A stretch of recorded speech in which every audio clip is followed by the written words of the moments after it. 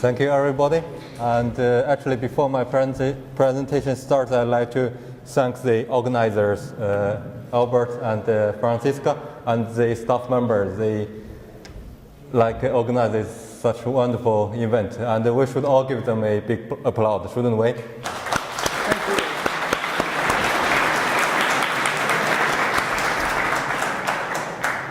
Yes, thank you. So I'm Haijian, and I work for Vaadin as a Vaadin expert.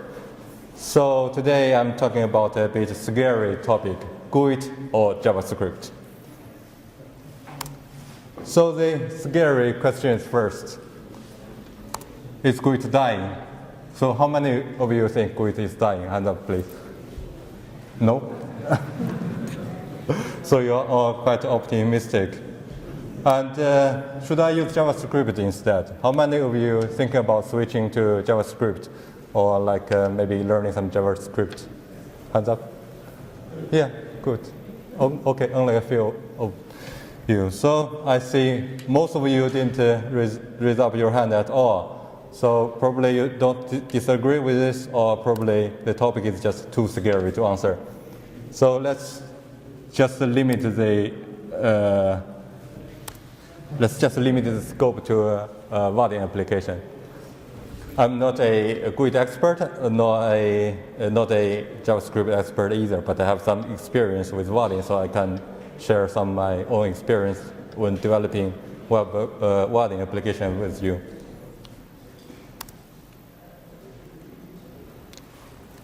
Oh, sorry. So what is Vaadin? How many of you have heard about Vaadin before? Wow, impressive, nice. So how many of you have actually used Vaadin before? Okay, only not that many. So Vaadin is basically a Java web framework for building web applications. So that sounds familiar, right? Am I talking about GWT, or am I talking about Shencha or something similar? Nope.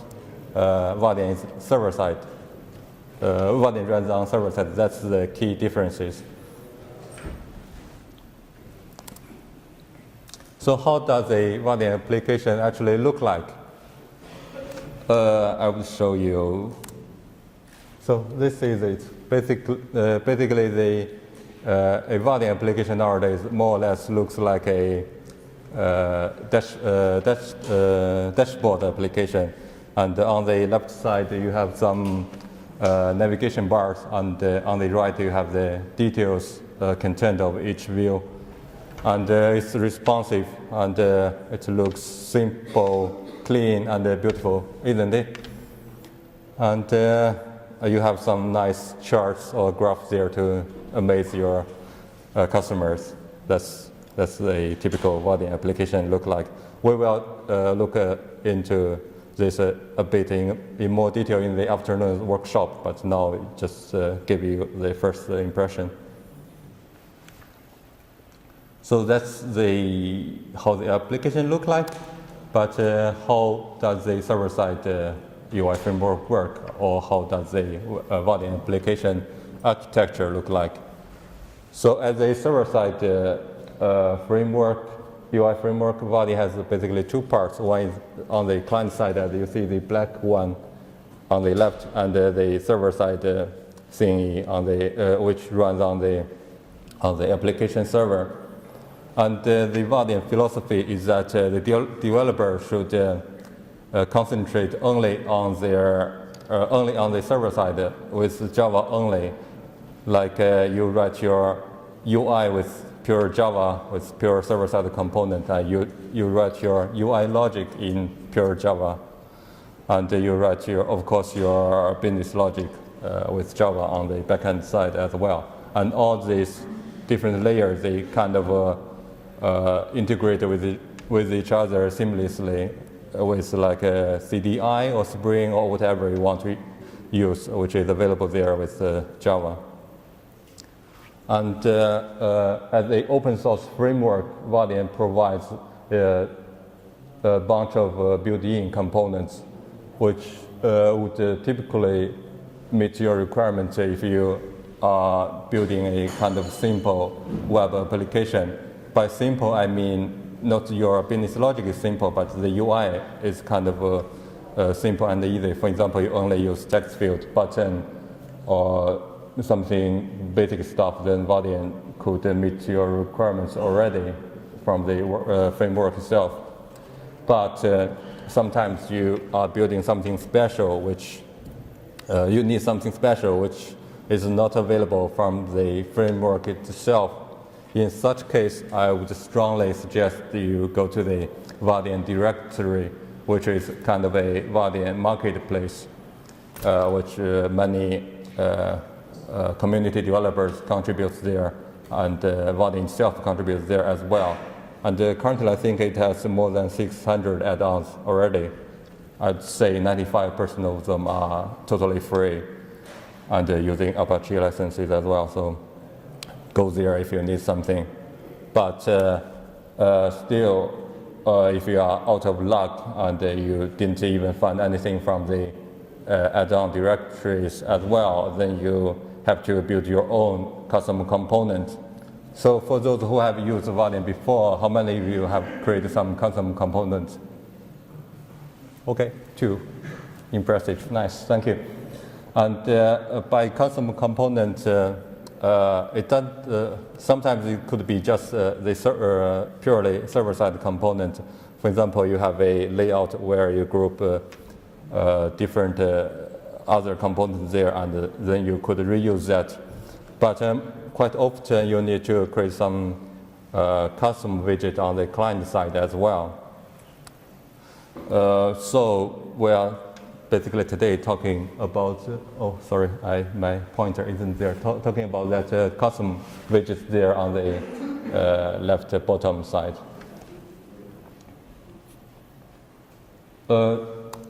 So after Vaadin 7 released in the early 2013, basically there are 2 approaches to create a custom widget.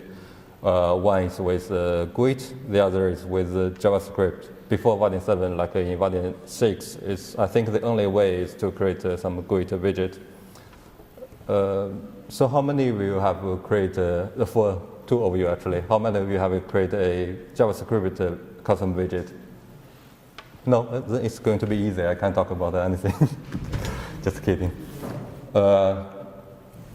So out of those 2 approaches, GWT or JavaScript, which approach should I go? Well, for me, I think there are basically 4 considerations. One is the language preference, of course, and the second is the community support. The third is development speed, and finally the actual requirement. We will go through of this one by one. Let's first look at the language preference. So as most of you are GWT developers, how many of you think JavaScript sucks? Okay, good.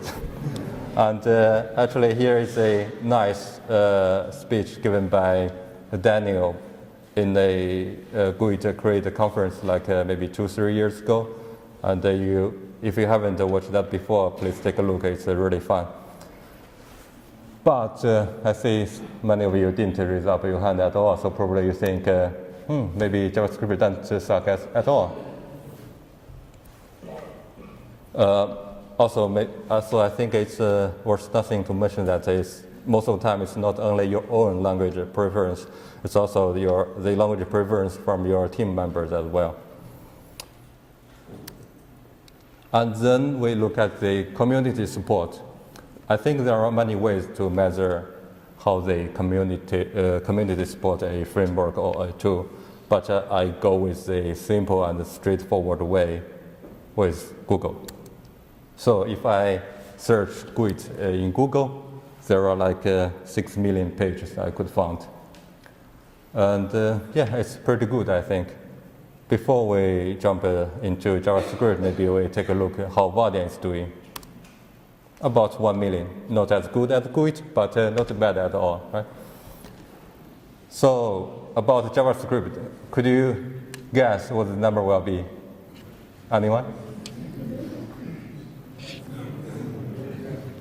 Yeah, it's 2 billion high up there. So So that's it. That's basically, it doesn't show everything, but it basically shows how easy you will find the answer if you have some questions if you have some questions, how easy you will find the answer from Google.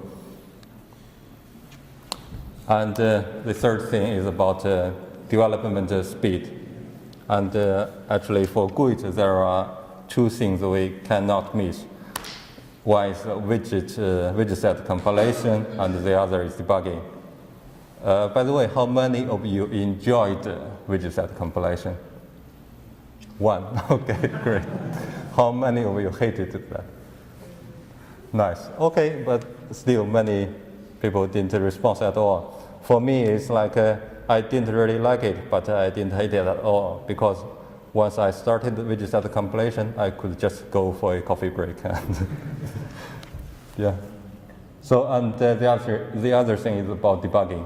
I think with super dev mode from GWT, it's the debugging process has been simplified a lot.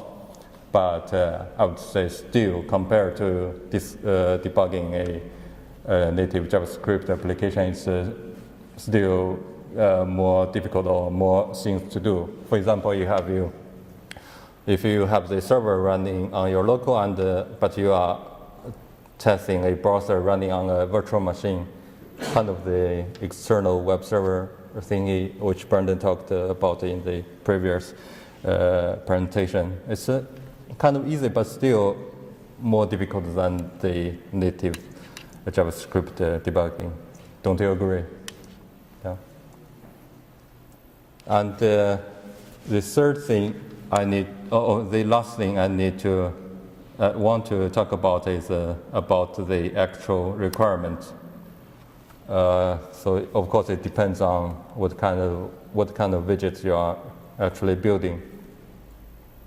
So I'm going through two case studies from a real project which I have been working on for quite some for maybe 3 years, I think. The first one is this workflow canvassing in the SVG, and the second is to just disable the backspace navigation. So the first one is this workflow canvas SVG.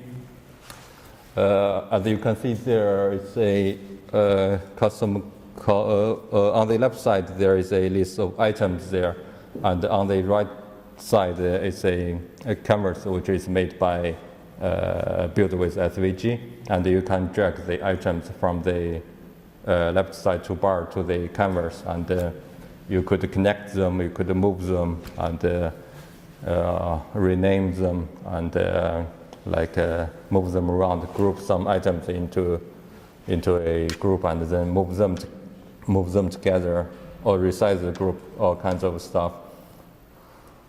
So this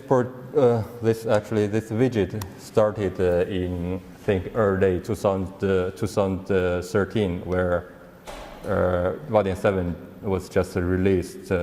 So at that time, most people are only comfortable with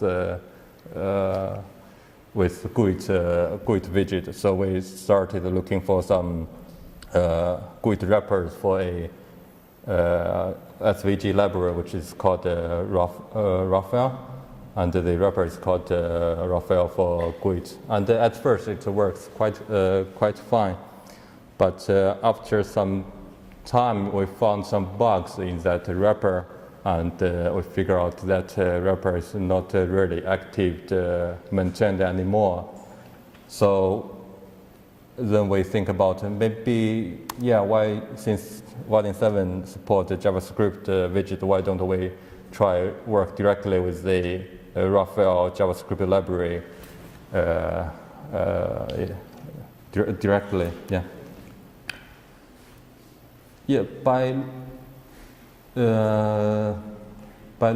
But at that point, when we try to search for the Raphael library, we found another newer library, which is made by the same writer of the Raphael library, which is called Snap SVG. And the big difference between the Raphael and the Snap SVG is that Raphael supports like ancient browsers like IE6, but Snap SVG only support like modern browsers, at least from IE8, I think. So how many of you have used this SVG library before?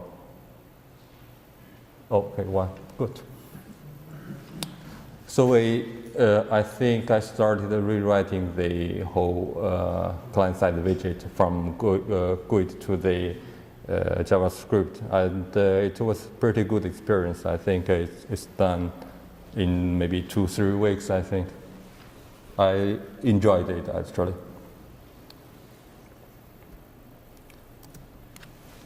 And the second thing is about disable the backspace navigation. Before that, I wonder how many of you know that at least in some browsers, you can navigate back to the previous page with the backspace. Okay, good. And how many of you think that's a feature? Okay, about half. How many of you think it's a bug? Okay, some. At least my customers really thought it's a bug, because for that for the application we built for them, like the user had to fill in lots of data in quite many different forms, and once the user filled lots of data there, and he like lost focus to some other place and accidentally hit the backspace, oops, all the data lost. So the customer got really pissed off and told me, could you simply please disable this backspace navigation? And that's, yeah, of course, why? It should be pretty straightforward and easy. Then I wrote this, some lines of GWT code, which is quite easy. Just listen for the backspace event, and if the focus element is not edible, then just stop the propagation and do nothing at all. Of course, the actual code is a bit more complicated than this, but this shows the basic idea. And do you know that from Chrome 52 is disabled by default? So thank you, Google. And okay, so what are my conclusions today? First, I think GWT is not dead.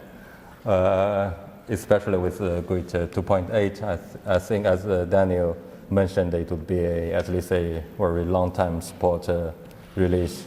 And the Java 8 and the JS interop seems quite interesting. So GWT is not dead at all. But still, I'd say it's fun to learn some JavaScript. So if you have the chance, learn some JavaScript, probably build some application with it. And finally, choose whichever fits you best. After all, it's the most important thing is to get work done, and if possible, do it fast. And so whatever fits you best, choose it.